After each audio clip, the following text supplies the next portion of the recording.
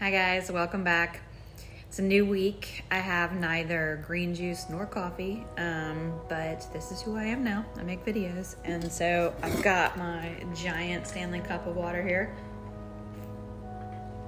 And we're going to talk about Texas A&M Reception Desk. Had a conversation about this at lunch with a couple of my friends from Kirksey, so it's the perfect time to talk about it. We started a discussion about some other parts of our Texas A&M project last week, or maybe the week before. But this is the reception desk specifically, and this piece was designed for the entrance to the whole suite where the president's office is. Again, the building is a 100-year-old building, and it is primarily in the Art Deco style. So all of the furniture we were charged with designing is also with respect and paying homage to the Art Deco style. So the reception desk was one of the first pieces that I designed, and it was just really organic. I'm not formally trained in Art Deco style per se, but it just came so easy, and that's, I think, sometimes when you know something's right, when you're not overthinking it, and I'm big on going with my gut. So I showed Texas A&M the very first design I did, and everybody said, yes, we're in.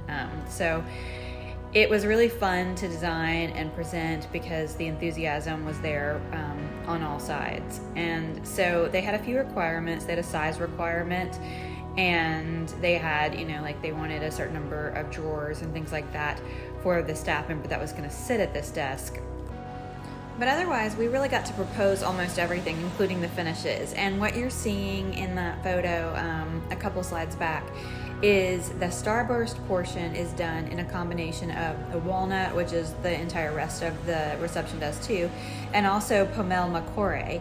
And Pommel refers specifically to the type of figuring that's on the Macore, and it's really special. There was not a lot of it in that exact batch. That's not really the right word, but available. But luckily we just needed a little bit for that starburst to make it extra special, and then we accented everything with brass.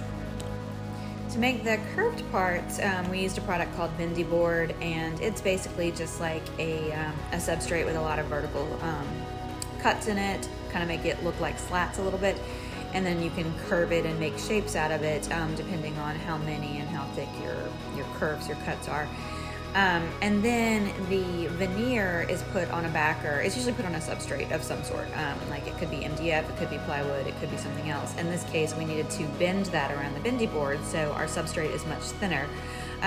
It's still pretty stiff though, and so there's a little bit of strategy involved with the thickness that you design for your backer. And then we had, we used water, which is pretty typical for making things bend and form around curves. And I've shared a couple of pictures of what that looks like. Maybe it's a video that I have that I could share. The installation of this project was interesting too. This desk is actually designed modularly so that it can go in pieces, and that's important for a lot of reasons, just carrying things in and out of doorways and elevators and stairs and all of that, but also for protecting pieces so they don't get damaged. It's easier if they're smaller. And it went in, I wish I had a video of photos of this, but I don't. But the entire install took like 2 hours. We had practiced the install here at the shop, and so it was very seamless, and the entire thing went together in about 2 hours. And then the receptionist was moving in, and I just couldn't be happier with how this turned out.